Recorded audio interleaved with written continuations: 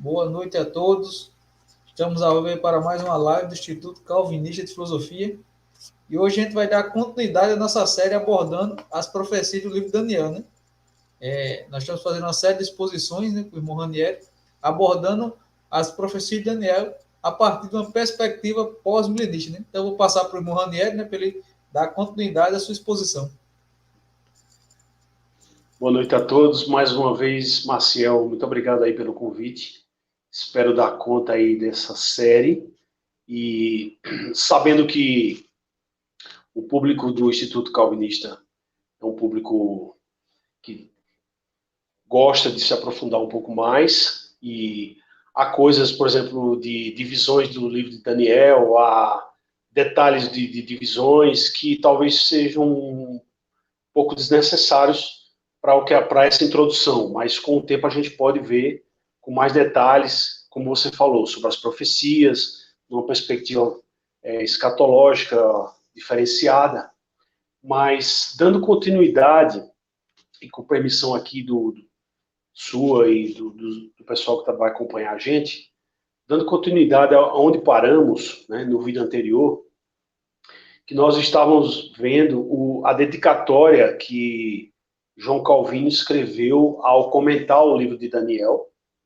E essa dedicatória eu destaco como algo muito importante para ser conhecido, ou para ser revisto, né, para quem conhece, porque aborda uma aplicação do que se pode extrair do livro de Daniel, né, e uma aplicação para momentos históricos importantes, momentos históricos delicados, né, como foi o período da Reforma e da Contra-Reforma, a partir do século XVI.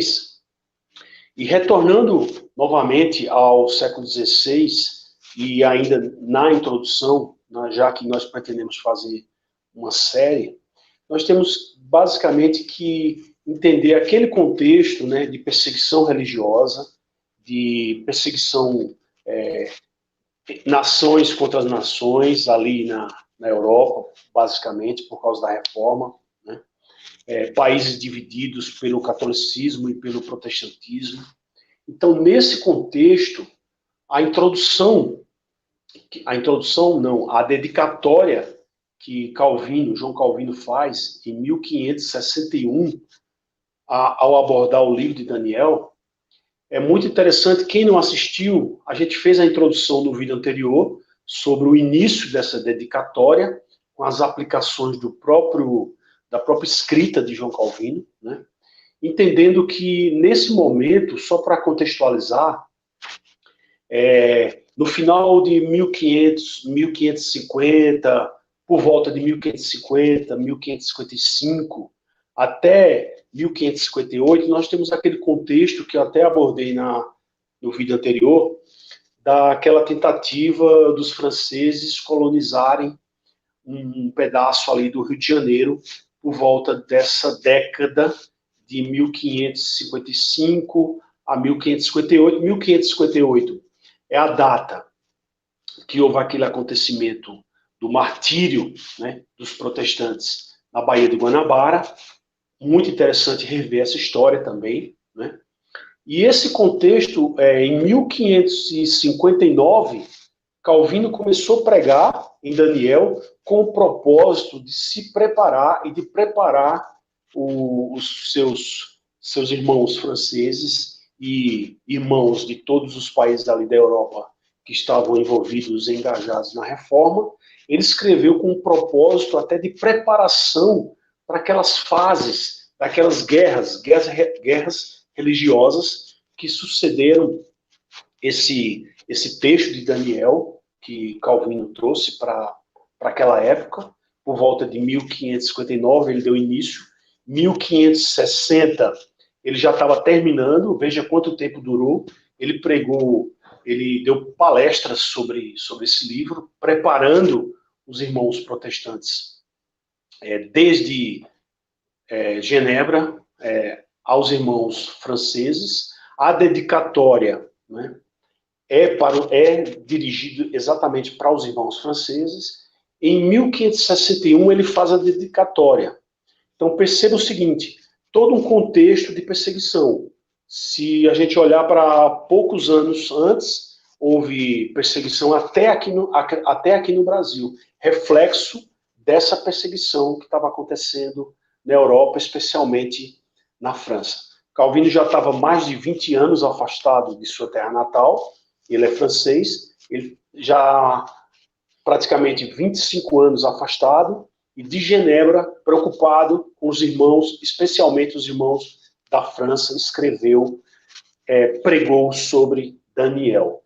Então, qual a importância disso? Por que ele escolheu o livro de Daniel? A gente tratou um pouco disso na live passada, entendendo o seguinte: a gente sabe que ao estudar o livro de Daniel, nós extraímos de imediato a revelação escrita de Deus, e nós extraímos sobre o poder do Senhor, o poder de Deus, a sua soberania e a sua providência. E não só isso, né? Os juízos temporais que Deus traz no decorrer da história, especialmente trouxe juízo, né, no tempo do profeta Daniel, e depois houve toda uma restauração, houve uma aplicação de misericórdia para a maior glória de Deus e para o bem do seu povo. Nós sabemos, basicamente, esse é um resumo do livro de Daniel, no sentido de que Deus puniu aquele seu povo que estava em desobediência, mas ao mesmo tempo houve promessa de restauração. A gente sabe que o cativeiro de Daniel na Babilônia durou 70 anos. Ele foi exilado para a Babilônia ainda jovem e escreveu por vários períodos, né, pré-exílio, exílio e pós-exílio. E mesmo com a queda do Império Babilônico, o império que sucedeu, Daniel ainda participou do próximo império posterior ao Império Babilônico. Então, nesse sentido, qual seria a intenção, né, de Calvino, como a nossa introdução, nós estamos usando aqui a dedicatória que ele escreveu, qual o sentido, né, dele usar exatamente Daniel como inspiração, como exortação para a coragem, como exortação para o martírio, como exortação para a fidelidade? Por que Daniel, né? Isso é o que nós estamos vendo. E aí, continuando a dedicatória, Calvino vai escrever, e eu vou parafrasear alguns trechos, que ele vai dizer o seguinte: é importante considerar que houve toda uma quantidade de perturbações no caminho do profeta Daniel. Muitas perturbações. Ele foi escravizado logo cedo, né, ainda jovem, e se passou 70 anos, né, do seu exílio, do exílio não só de Daniel, assim como do povo judeu que estava ali exilado, escravizado na Babilônia.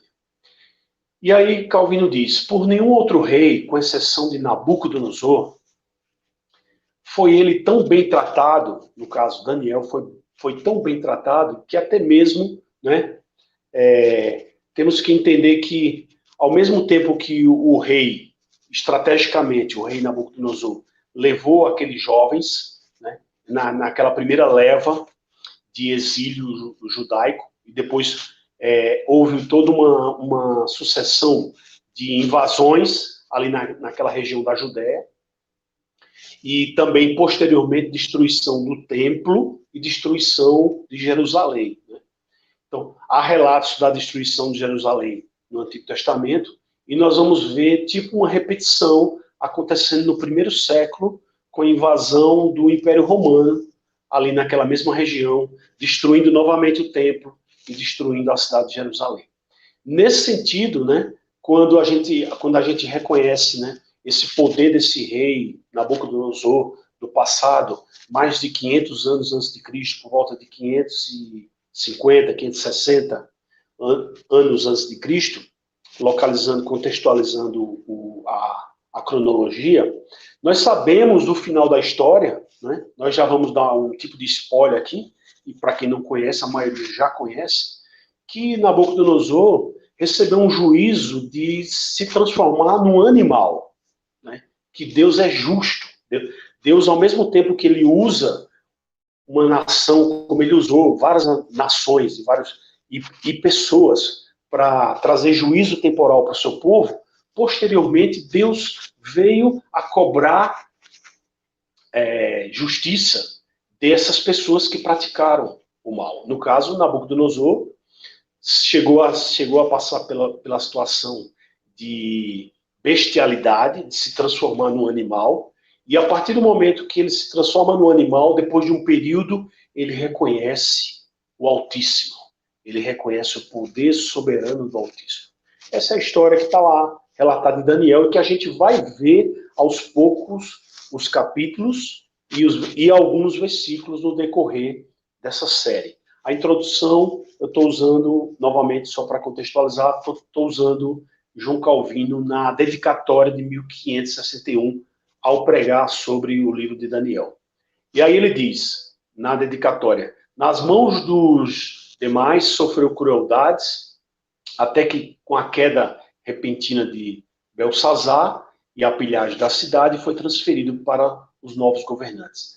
Calvino aqui nessa parte do livro, depois eu posso passar exatamente o ano da publicação, que eu não tenho agora, para não perder tempo, mas a página 22 do livro, né, sobre o comentário de Daniel, ele vai falar exatamente, já do final, ele vai lembrar, né, ele vai lembrar que não só esse império, né, neobabilônico exerceu um grande poder com certa crueldade, né, exilando, escravizando os povos, mas ao mesmo tempo mostrando já o seu final.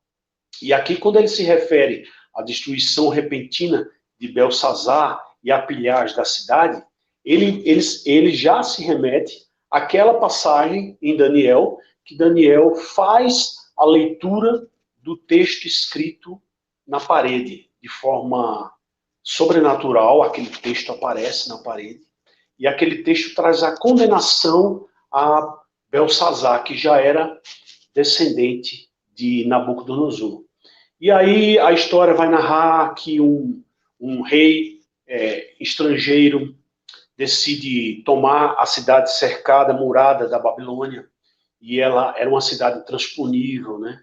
Uma cidade era uma das maiores fortalezas da história, e confirmado até hoje pela arqueologia, muralhas de 20 metros de largura, muralhas duplas, com fossos, né? Fossos, tipo lagoas de água, com lâminas de água protetoras, com profundidade, com distância de água, e muralhas duplas. Então, assim, era praticamente uma cidade como nós conhecemos hoje, uma cidade de porte médio, abaixo de 500 mil habitantes, mas era uma cidade altamente fortificada, e que seus imperadores se achavam imortais. E aí Deus levanta outro, no caso levantou Dário, né, levantou, para que ele pudesse transformar aquela situação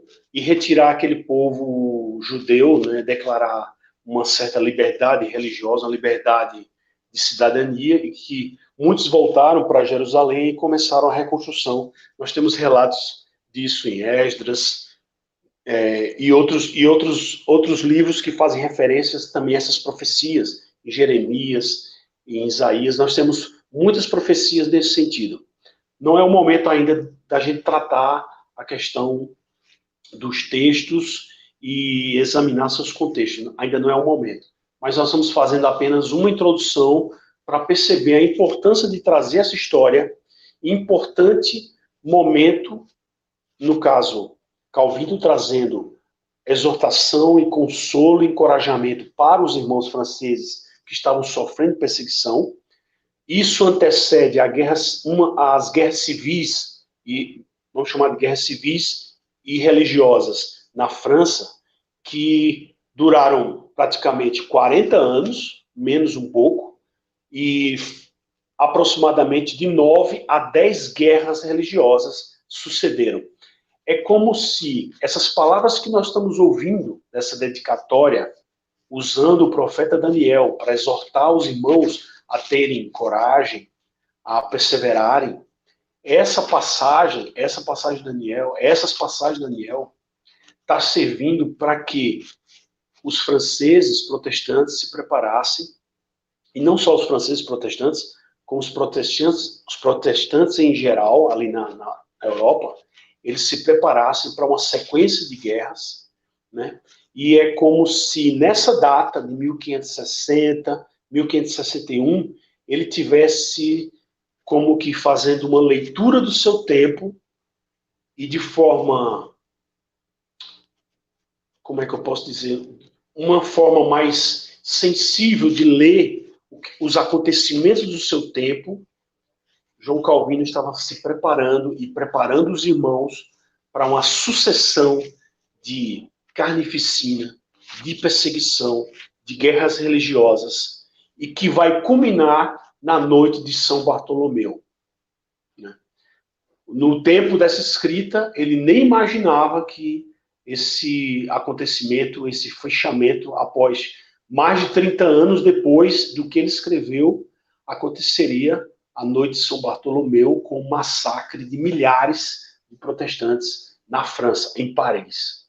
Então, assim, é muito interessante fazer essas duas pontes para que a gente entenda que um conteúdo tão antigo quanto Daniel, ao mesmo tempo foi usado de forma moderna, não contemporânea, vamos chamar de moderna, porque foi lá para 1560, mas que nada descarta que a gente possa usar também hoje essa mesma consolação, essa mesma exortação para os dias de hoje, que a gente não sabe, né, exatamente o que temos pela frente, mas que a gente tem que estar preparado. Essa é mais ou menos a ideia de trazer essa exortação dessa dedicatória.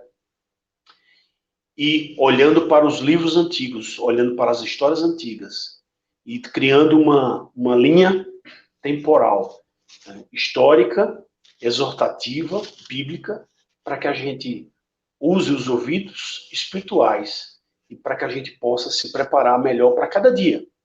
Então, continuando o texto, ele vai lembrar aos leitores do livro, né, que foi publicado após suas palestras, que essas quedas desses reis, né, no caso Nabucodonosor e Belsazar, posteriormente, essa queda desses reis, essa invasão, essa queda, essa destruição de um império muito forte, isso causa espanto. Aí o texto diz, na dedicatória, sua invasão, a invasão do rei estrangeiro, no caso Dario, invadindo a Babilônia, a sua invasão encheu a todos de espanto, e sem dúvida, isso assustou Daniel também. Assustou, de modo geral, os judeus também.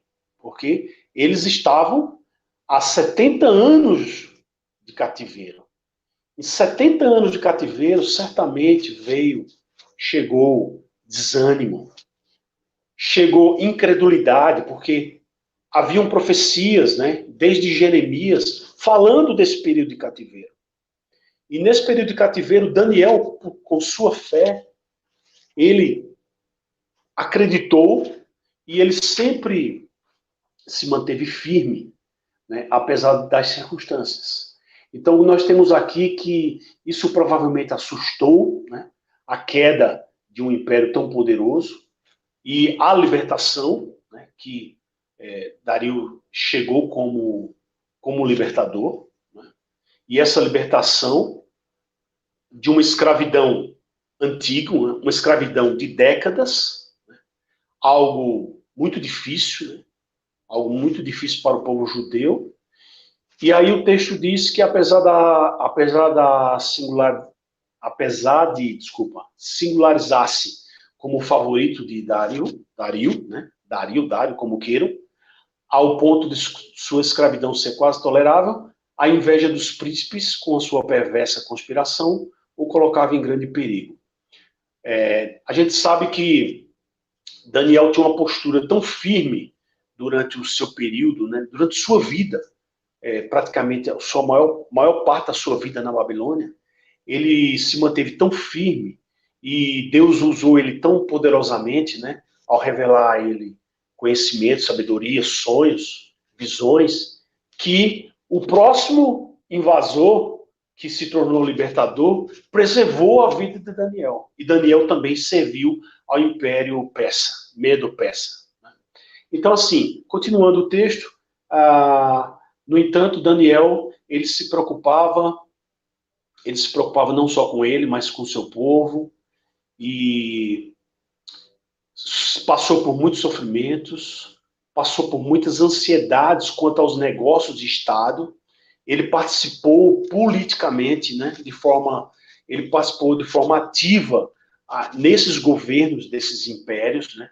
Nós temos que lembrar que esses impérios não eram repúblicas, não eram democracias, eram impérios que esses homens, esses reis, tinham autoridade sobre a vida e a morte de forma, assim, no estalar de dedos. Tanto que nós temos nos relatos bíblicos de Daniel situações que, ao testar sua fé e sua obediência aos governantes ou sua obediência ao próprio Deus, Daniel se manteve firme com Deus, e ao se manter firme com Deus, como devemos nos manter, que é muito difícil, mas devemos nos manter, e mesmo que haja perigos de perseguição, de prisão, de morte, esse é o exemplo que Daniel deixa para que, apesar dessas instabilidades do Estado, apesar dessas instabilidades do governo, ele tinha que se manter fiel, né?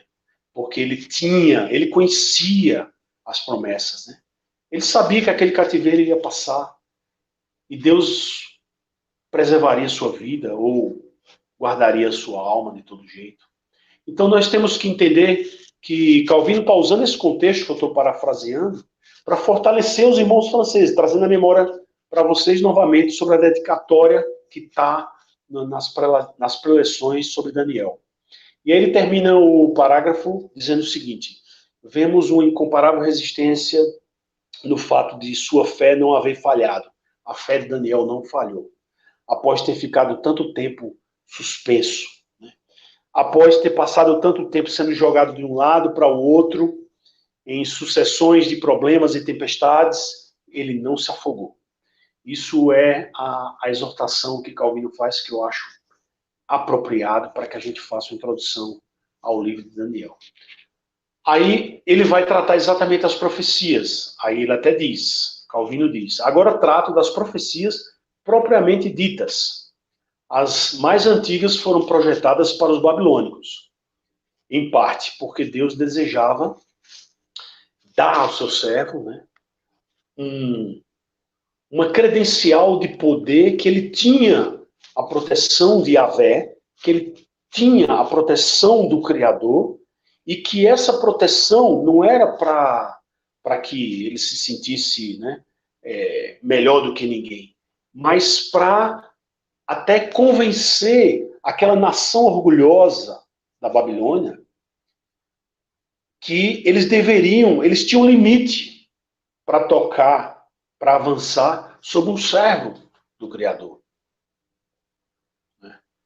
Aquelas demonstrações de milagres, de livramentos na cova dos leões, ou aquele livramento na fornalha, e tantos outros sinais que eles devem ter presenciado, com a presença, com a permanência de Daniel, isso trazia, de certa forma, mesmo com todo o poderio daqueles conquistadores, trazia, de certa forma, um respeito por Daniel. Tanto que Daniel ficou intocável, ninguém tocou em sua vida. Daniel não morreu e a Babilônia caiu.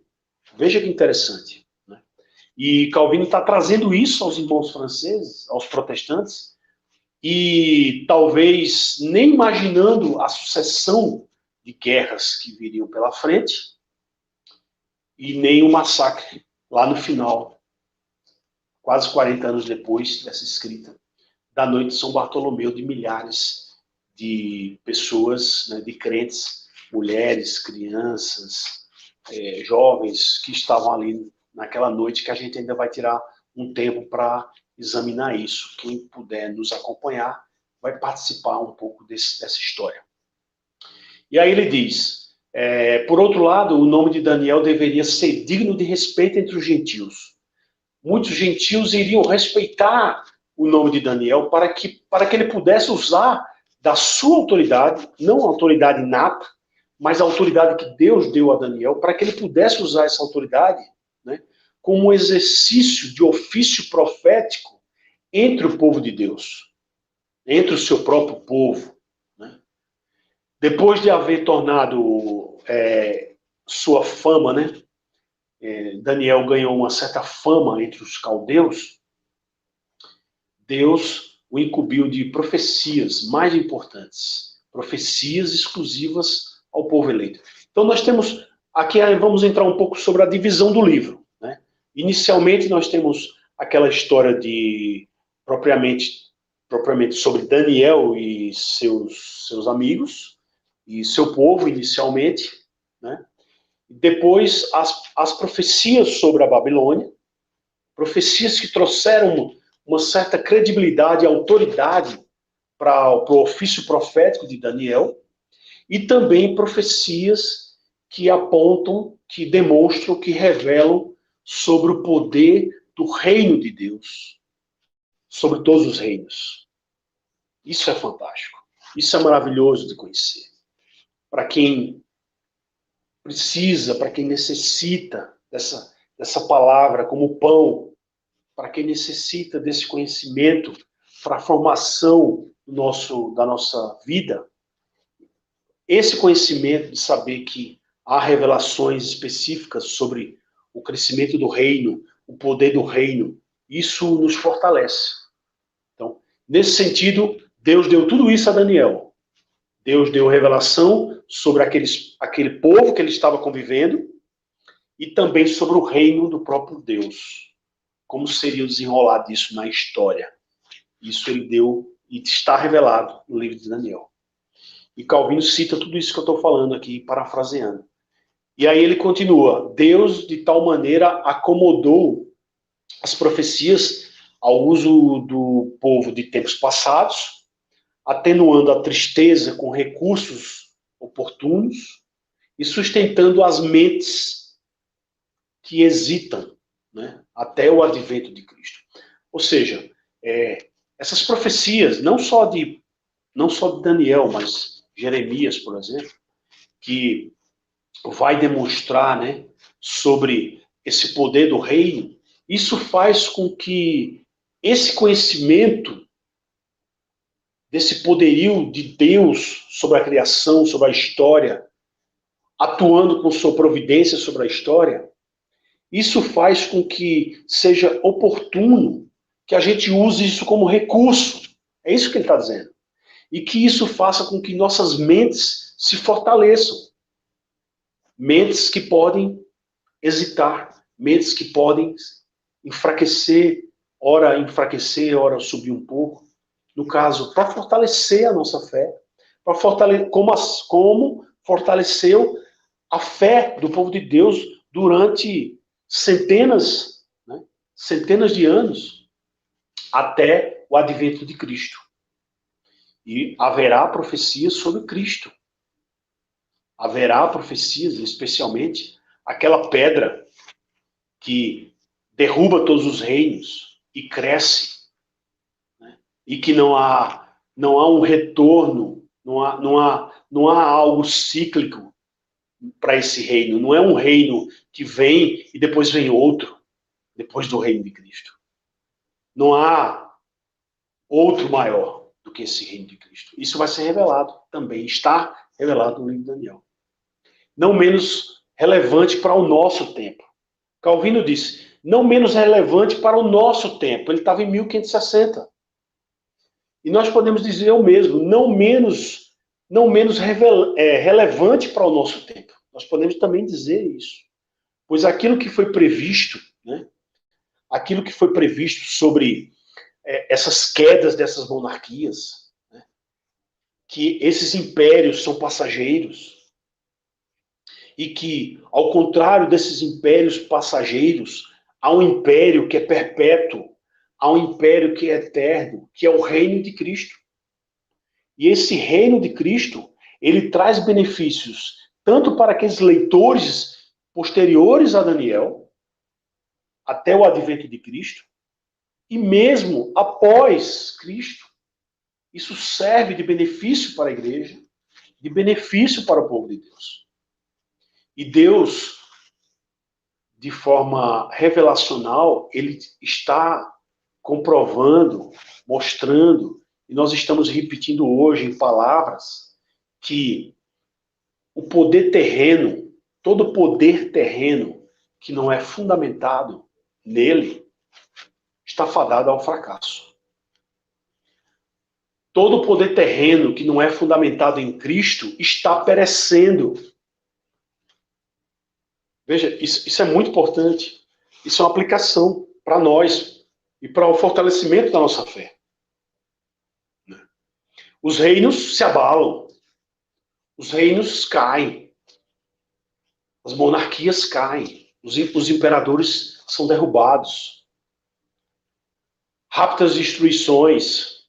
Às vezes, na nossa janela temporal humana, na nossa impaciência, às vezes a gente acha que já está atrasado, que demora. Mas as destruições acontecem nesses impérios. Os reinos que se superexaltam, os reinos que são praticamente considerados inabaláveis, eles serão obscurecidos pela glória de Cristo.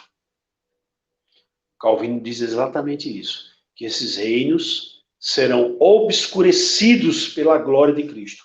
Os reis que atualmente governam sobre os seus domínios, os reis, tanto do século XVI, no caso os reis, os monarcas literalmente, né? E hoje nós temos pessoas e grupos e estados e nações que exercem um domínio tão poderoso quanto o domínio dos reis. Mas que esses domínios, eles serão, né, eles conhecerão um poder maior com o passar do tempo. Talvez você não enxergue hoje, ou talvez você enxergue em parte, mas esses reinos descobrirão que o reino de Cristo, ele prevalece, né? E quando a gente tem isso em mente, que o reino de Cristo prevalece, nós temos que trazer à nossa mente que essas experiências circunstanciais, dolorosas, juízos temporais, isso tudo é passageiro, e esses juízos, essas experiências maiores de juízos destruidores de impérios, acontecerão para eles. Essa é uma exortação e consolo para o povo de Deus, sabendo que Deus, como justo juiz, e o nome Daniel ele é meu juiz, né? Deus é meu juiz, é o nome de Daniel. Daniel traz à mente, né, revelado pelo Espírito de Deus, que Deus traz terrível juízo. Terrível juízo cai sobre aqueles inimigos de Cristo. E aí ele vai falar isso no capítulo 5. Né? Nós vamos ver isso. Certo? Nós estamos ainda na introdução e agradeço demais a paciência de vocês para que vocês acompanhem essa introdução longa que praticamente vai dar mais de 1h30. Então, continuando, Calvino vai citar esse contexto de Daniel, dizer que essa proteção, né, essa proteção que Deus traz ao seu povo, e que muitas vezes de modo circunstancial, de modo a que Deus muitas vezes vai trazer juízo temporal sobre o seu povo, isso tudo ele está fazendo dentro de um plano maior, da sua soberania e da sua providência. Isso tem que ficar claro em toda leitura do livro de Daniel. E nós vamos continuar aqui, e tem uma parte que Calvino vai fazer uma exortação contra os monarcas franceses. Ele não vai dizer o nome, mas ele vai dar um título que era uma referência aos monarcas franceses. Esse contexto de que o monarca francês que tivesse naquele momento sendo menos tolerável com o protestantismo, como aconteceu em outras nações da Europa, algumas nações eram mais toleráveis, outras nações menos toleráveis. Isso gerou todo um conflito no século XVI e também trouxe guerras. Ele está dizendo que esses homens, né, esses homens que se levantam contra o reino de Cristo, contra aqueles que querem servir a Cristo, Deus não deixará pedra sobre pedra. Nós sabemos que no decorrer, né, da história da Reforma, depois lá na frente tivemos na linha histórica a Revolução Francesa, após as monarquias, mas antes disso, nesse contexto, a gente tem que entender que todas essas pessoas, essas famílias poderosas, né, aqui fazendo uma lembrança de memória dessas famílias na França, havia toda uma disputa, a França foi muito dividida, a França era diferente da Alemanha, por exemplo. Né? Só para citar um exemplo. A Alemanha, praticamente, os príncipes e as famílias nobres aderiram ao protestantismo, assim como a Suíça, né? E tiveram menos problemas internamente por causa dessas divisões regionais entre católicos e protestantes, que em alguns lugares eram menos, outros lugares eram mais. E a França foi um local de grande tensão e choque entre protestantes e católicos. E ele tá fazendo uma exortação de Genebra, ele está fazendo uma exortação ao rei, dizendo que podem até dizer que são reis cristãos, olha o termo que ele está usando, podem até dizer que são reis cristãos e alardearem que são excelentes defensores da fé católica. Esse termo, defensores da fé católica, é um termo que foi usado muito provavelmente Calvino se direcionando ao rei atual da França. No caso, o comentário diz que um título assumido pelos reis europeus, alguns reis europeus, o título era assumido por eles como defensores da fé católica, e Calvino tinha em mente o rei, né, da família dos Guise. Interessante, um breve parênteses. Como a gente tem um entendimento hoje de poderes de Estado, poderes de grupos, de corporações, partidos e grupos de pessoas poderosas, empresários, corporações, partidos, naquele tempo da Reforma, o poder estava praticamente nas mãos das famílias nobres. E a França praticamente tinha 3 famílias que disputavam entre si o poder. É tipo um mini game, Guerra dos Tronos. Então, no caso, essas 3 famílias, ora faziam alianças, ora disputavam, ora pendiam mais para o protestantismo, ora pendiam mais para o catolicismo. No caso, os Guise, os Coligny, e eu estou esquecendo o terceiro, deixa eu ver se eu lembro. No momento eu não lembrei. Mas daqui a pouco eu lembro. Os Colignys, eles tinham uma tendência aos Bourbons. Os Colignys tinham uma tendência de dividir, a família era mais dividida, e essa família era dividida entre protestantes e católicos, a família nobre Coligny. A família dos Guises era mais pendente ao catolicismo, praticamente 100%, e, por último, os Bourbons eram mais tendentes aos protestantes. E essa disputa dessas elites dentro da França causou toda essa confusão que culminou no massacre da noite de São Bartolomeu. E aqui outro parênteses para indicar um filme que é chamado Rainha Margot, dos anos 90, um filme muito bem elaborado, e que fica aqui como dica para vocês conhecerem um pouco mais sobre esse período. O filme se chama Rainha Margot, né? Um filme muito interessante, vale a pena assistir, e que vai contar um pouco sobre essa disputa das elites. Casamentos arranjados para fortalecer uma aliança política. E nessa tensão, né, dessas 3 famílias nobres, Calvino estava inserido, no caso, expulso, exilado da própria terra, mas ajudando e fortalecendo os irmãos que ficaram. Esses irmãos franceses que participaram, né, que tiveram apoio dos Bourbons, ou que tiveram apoio dos Coligny's, por sinal, a ilha que o Villagnon tomou conta aqui no Rio de Janeiro por volta de 1555, essa ilha, hoje, você como turista no Rio de Janeiro, você visita e ela tem o nome de Ilha ou Forte Coligny. E Coligny era um almirante francês, Gaspard Coligny, e que ele se destacou por essa flexibilidade de favorecimento aos protestantes e ficou como registro aqui uma ilha no Rio de Janeiro com o nome dele. Interessante isso.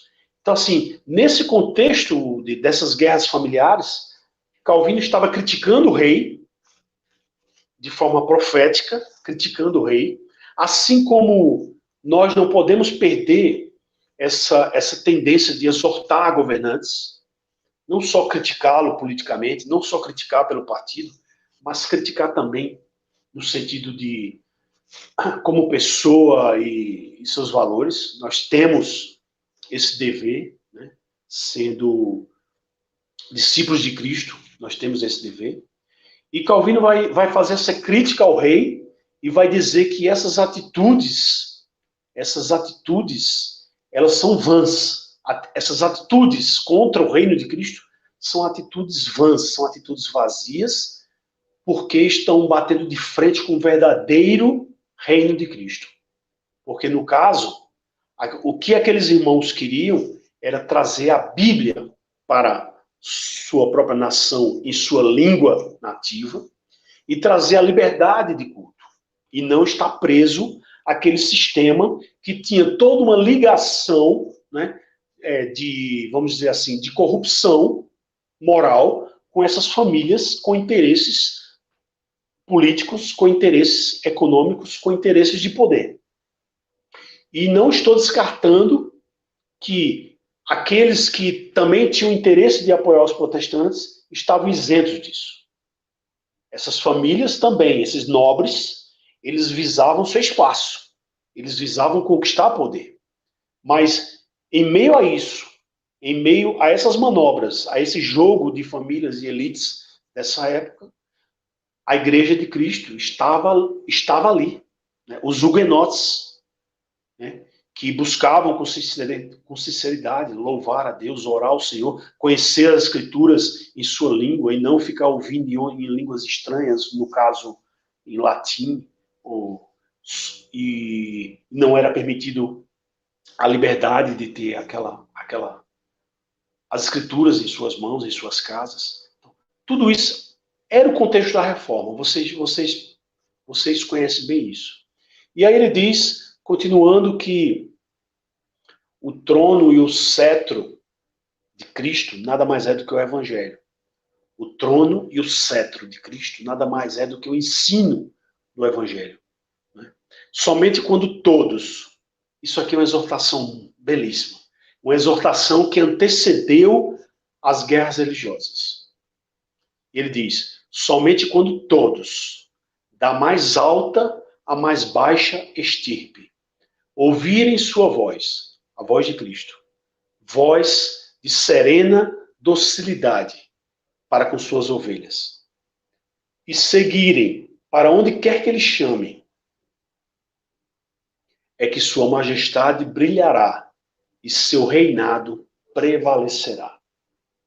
Essa exortação também podemos aplicar em qualquer tempo. Nós só vamos entender, nós só vamos presenciar o reino prevalecendo e a majestade desse reino, o brilho da majestade desse reino atuando a partir do momento que ricos e pobres estiverem ouvindo a voz do Evangelho, a voz do reino de Cristo, a voz doce, aquela voz pastoral, doce para as ovelhas, para segui-lo por onde quer que ele chame. Só assim, e não de outra forma. Por isso que pela desobediência daquele momento, do século XVI, na França, houve toda uma escalada de guerras, 9 guerras sucessivas. Depois, lá na frente, que houve uma certa liberdade religiosa. E, posteriormente, Deus trouxe juízo para a França através da Revolução Francesa, lá na frente. Nesse ensinamento, continuando aqui com Calvino, estamos nos aproximando mais do final. Nesse ensinamento está contido uma religião de certeza. Acho interessante o seguinte, na linguagem antiga, clássica, falar em religião não era tão negativo, não era pejorativo, como não deve ser. Porque nós devemos ter o entendimento correto da verdadeira religião. Porque muita gente criou aquele clichê, né, de dizer assim, eu sou a favor de Cristo, mas contra a religião. Claro que devemos ter um discernimento entre religiosidade vã, religiosidade vazia, uma religiosidade externa, mas também devemos ter um entendimento da religiosidade verdadeira. Calvino está usando exatamente esse termo nesse sentido. Né? Nesse ensinamento que acabamos de ouvir, está contida uma religião de certeza e de serviço legítimo a Deus. Essa é a verdadeira religião. Serviço legítimo a Deus.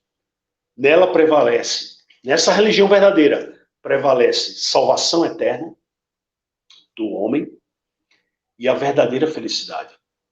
Qual é a verdadeira felicidade? Pergunta de $1 milhão para os filósofos. Qual a verdadeira felicidade? Biblicamente, teologicamente, respondemos que podemos usar os catecismos até, né? Qual é a finalidade? Qual a finalidade humana? Qual a finalidade do homem? Qual o nosso objetivo? Qual o nosso maior propósito nessa vida? É a felicidade própria e egoísta? Não. É a glória do Senhor. É a glória de Deus. É a glória de Deus. E não existe outro teólogo da Reforma que enfatize mais a glória de Deus do que João Calvino. E ele continua, nela, nessa religião verdadeira, prevalece a salvação. E ainda assim,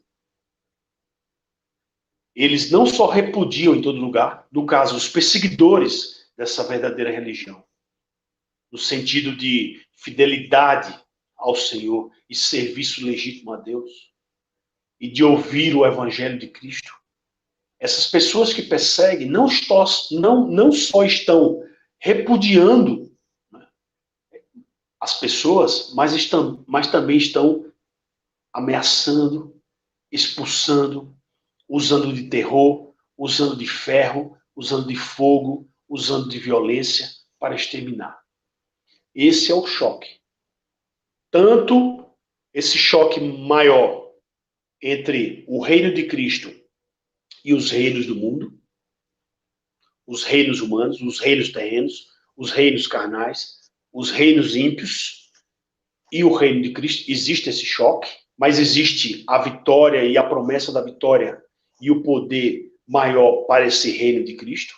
E, ao mesmo tempo, circunstancialmente, cada vez mais próximo da realidade, né, dessas circunstâncias históricas, eles estavam ameaçando, provocando terror, ferro, fogo, usando de violência para exterminar.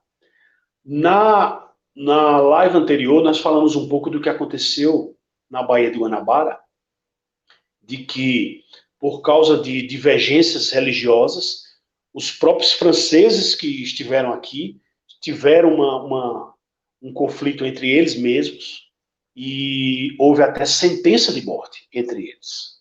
Né? Ou seja, esse plano não prosperou, houve divisão, né? E houve perseguição. Um reflexo dessa perseguição que acontecia na França. E Calvino fala com tristeza, né? Ele fala, quanta cegueira, que estranha cegueira, não permitir que as pessoas sigam o Filho de Deus. E interessante que nesse contexto da França não era uma disputa entre muçulmanos e cristãos. Eram entre declarados cristãos e cristãos. E Calvino disse com tristeza, quanta cegueira, que estranha cegueira, não permitir que esses irmãos possam servir, seguir o Filho de Deus. E aí diz que muitos desses poderosos dessa época, por isso que ele vai fazer a referência a Nabucodonosor e também ao filho de Nabucodonosor. Ele vai dizer que muitos poderosos dessa época, na França, eles agiam como aqueles maiores orgulhosos no topo do seu poder. Pensam que serão imortais, mas prestarão contas ao juiz, ao supremo rei. Outros se recusam a ter suas paixões, aí ele fala sobre a degradação moral dessas pessoas. E aqui, se você fizer um levantamento histórico sobre essas famílias nobres, essa disputa de poder na França, no século XVI, você vai ver que muitas dessas famílias, apesar de defender bandeiras cristãs e cristianismo, eles eram altamente imorais. Eles se recusavam a amordaçar suas paixões. Calvino escreveu exatamente isso. E com hipocrisia ocupam todos os sentidos, amam a escuridão, amam as trevas e se escondem da luz.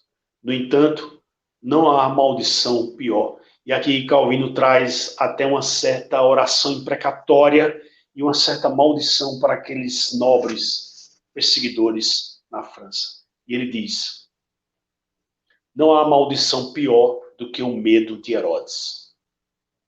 Herodes, ali, Mateus, os primeiros capítulos, fazendo um resumo, Herodes sabia por profecias, por boatos, em sua mente por, talvez, superstições ou misticismo. Herodes tinha o temor de que nascesse em seu tempo o Messias. E aí ele decretou morte às crianças, aos meninos daquela época. E não há maldição. Aí Calvino usa esse medo de Herodes, esse medo de que iria nascer alguém maior do que ele. Aí Calvino diz, não há maldição pior do que o medo de Herodes. Como se aquele que oferecesse o reino dos céus ao mais baixo, ao menor, e desprezível indivíduo do povo, seria capaz de roubar impérios terrenos dos monarcas.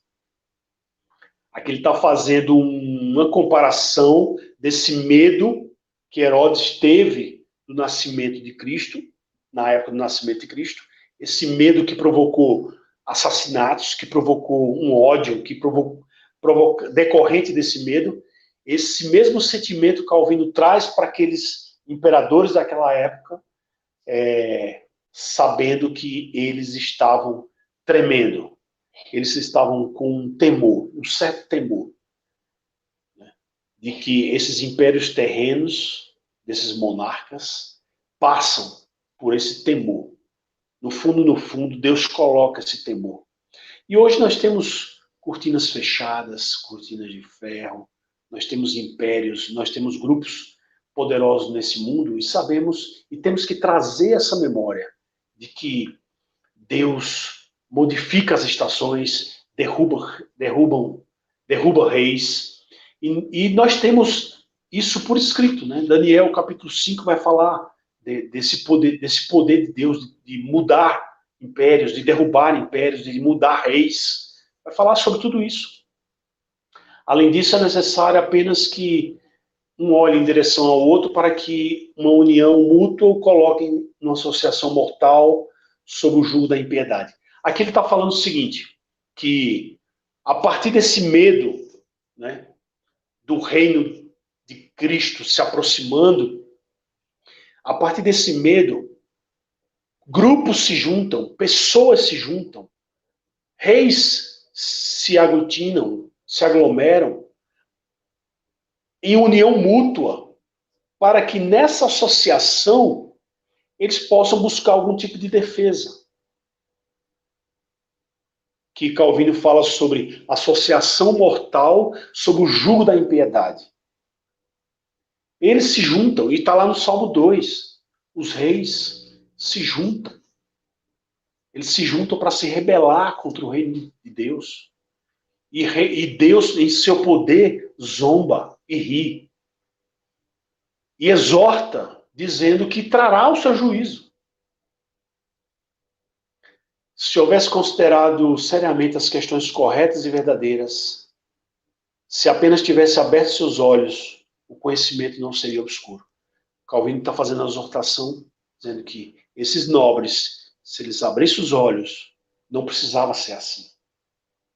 E essa época que ele escreve isso antecede, a época que ele prega, que ele faz preleções sobre Daniel, antecede décadas de guerras religiosas.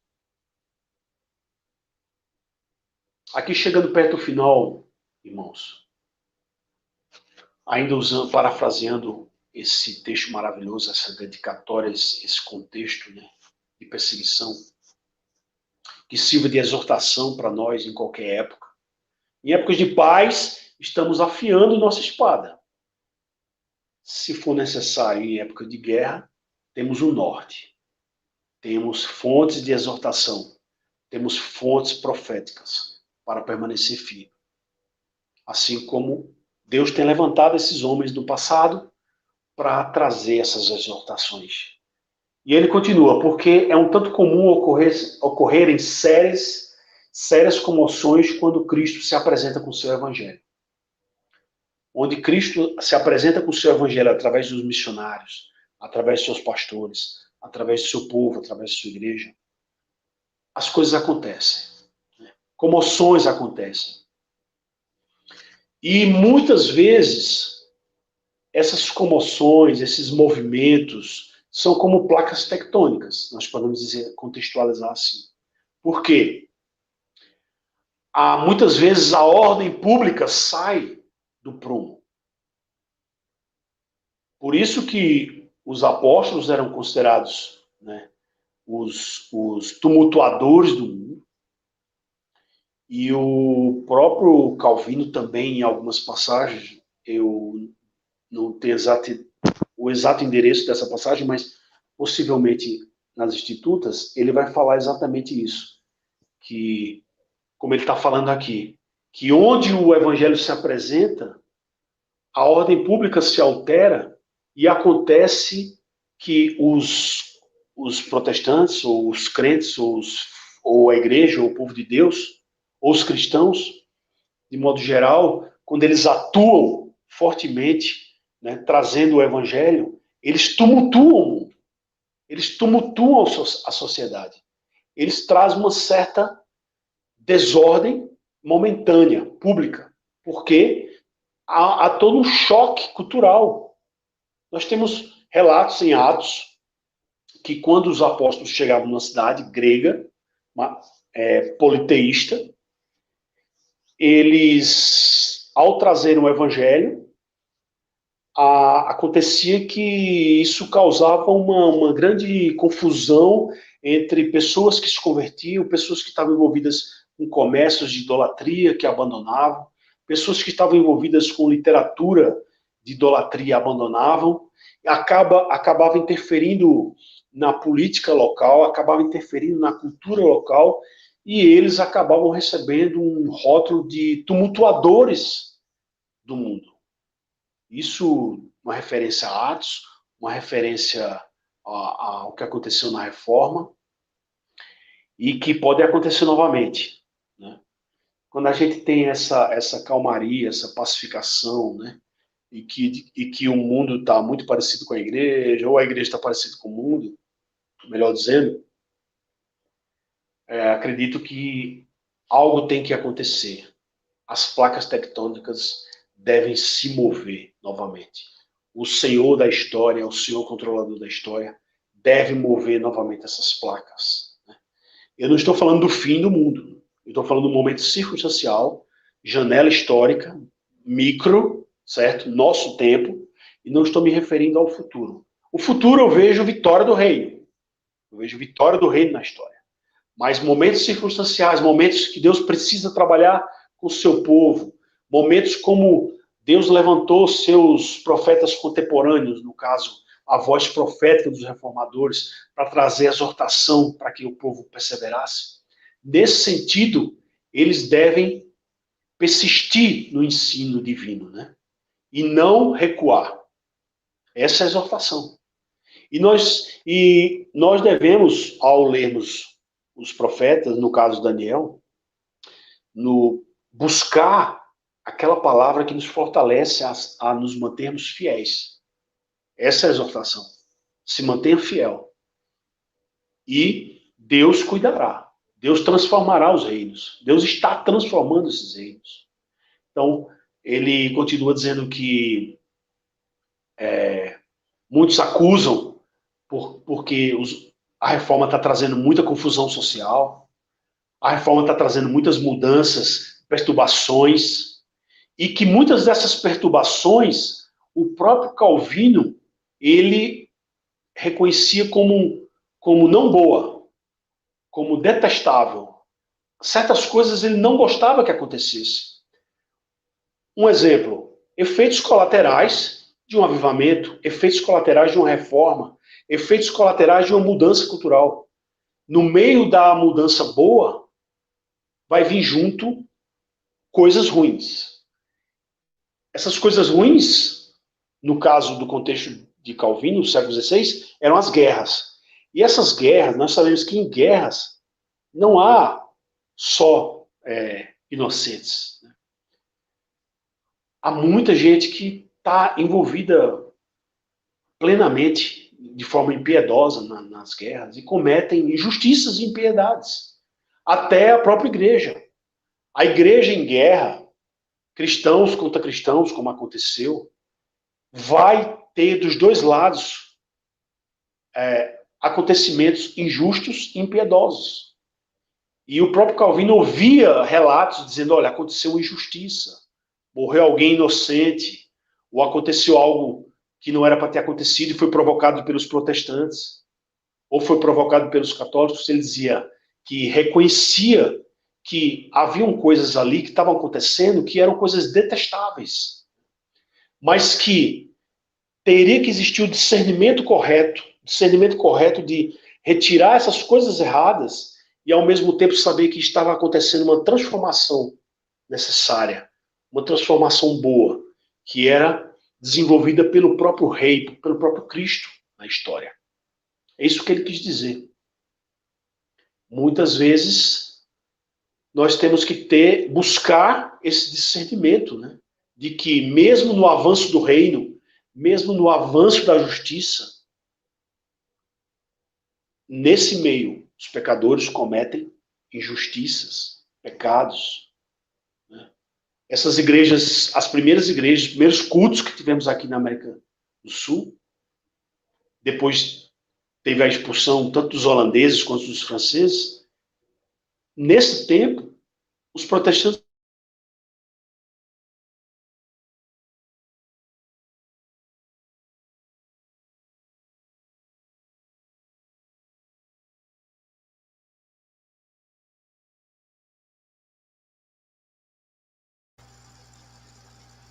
Ranieri,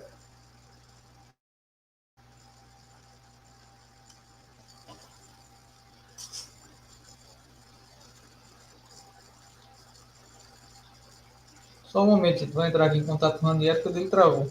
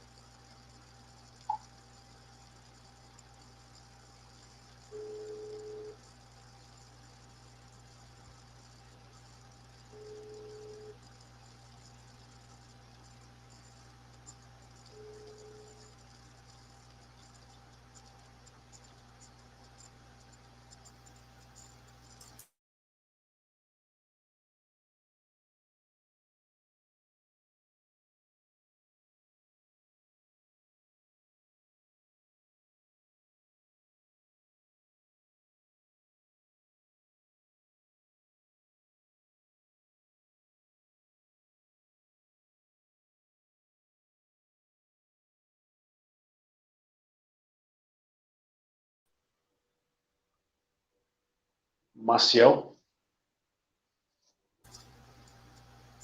Podemos Pode falar. encerrar, né? Podemos encerrar. Pronto. Batemos 1 hora e tivemos um problema.